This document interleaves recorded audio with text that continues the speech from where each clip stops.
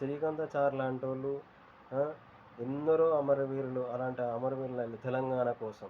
కానీ తెలంగాణ వాళ్ళు అనుకున్న తెలంగాణ వచ్చింది కానీ వాళ్ళు అనుకున్నట్టు తెలంగాణ పరిపాలన జరగట్లేదు. తెలంగాణలో నిరుద్యోగులు అట్లనే ఉన్నారు, రైతన్నల ఆత్మహత్యలు అట్లనే జరుగుతున్నాయి. అప్పటికిప్పటికి ఏం లేదు. అప్పుడన్నా మంచిగా ఉండే, ఇప్పుడన్నా అట్లా అయిపోయింది. ఆలోచించుర్రి. ఈరోజు తెలంగాణ శ్రీకాంతాచారి తల్లి ఎక్కడున్నది? ఆ తల్లికి గౌరవం ఏది? ఆ తల్లికి పదవులేవి? నిరుద్యోగుల కలిసి కొట్లాడి తెలంగాణ తెచ్చుకుంటే పదవులు ఒకరు అనుభవిస్తున్నారు. ఇక్కడ తెలంగాణలో జరుగుతున్నది ఇది.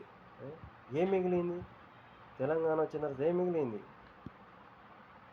ఏం మిగిలరో కన్నీళ్ళు మిగిలరా, ఏం మిగిలరో కష్టాలు మిగిలరా, నేతన్నల రైతన్నల ఆత్మహత్యలాగలేదు, నేతన్నల నైతన్నల ఆత్మహత్యలాగలేదు, విద్యార్థుల నిరుద్యోగుల ఆత్మహత్యలాగలేదు, జిల్లాలు మారినా జీవితాలు మారలేదు, ఏం మిగిలరో కన్నీళ్ళు మిగిలరా, ఏం మిగిలరో కష్టాలు మిగిలరా. ఇది తెలంగాణలో జరుగుతున్న పరిస్థితి. ఇప్పటికైనా ఈ ప్రభుత్వమైనా, ఎన్నో 10 సంవత్సరాల ప్రభుత్వం ఏం లేదు, ఈ ప్రభుత్వమైనా నిరుద్యోగులకు కానీ, నేతన్నలకు కానీ, రైతన్నలకు ప్రతి ఒక్కరికి ఇప్పటికైనా మీరు పర్ఫెక్ట్గా పనిచేస్తే తప్ప ఇది కూడా ప్రజలు ఎన్ని కోట్లు పైసలు ఎన్నికలప్పుడు ఖర్చు పెట్టినా కూడా ఈ రోజులలో ఏంటంటే ఇప్పుడు ఏమన్నా చేస్తాం, కబ్జాలు చేస్తాం, అన్నీ సంపాదించిన తర్వాత ఎన్నికలప్పుడు పైసలు ఎంతైనా మంచి మేము గెలుస్తాం అనేది భ్రమ. ఎందుకంటే ఇప్పుడు చూస్తున్నాం. దయచేసి ఇప్పుడున్న ప్రభుత్వమైనా అందరికీ పథకాలు కానీ, విద్య వైద్యం అది కలిపేయండి ఉచితంగా.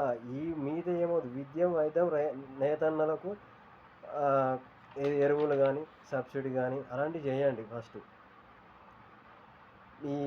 ఈ జిల్లాలో కలుపుడు, ఆ మండలం ఇలా కలుపుడు, అవి తర్వాత ఆ ఇళ్ళ కలిపే వరకు మాలాంటి వాళ్ళు ఈ ఆధార్ కార్డు ఆడ మార్చుడు, ఈ ఆధార్ కార్డు మీ సేవల పన్న ఈ సేవల పన్న తిరుగుడు, పైసలు ఖర్చు మాకు తప్ప.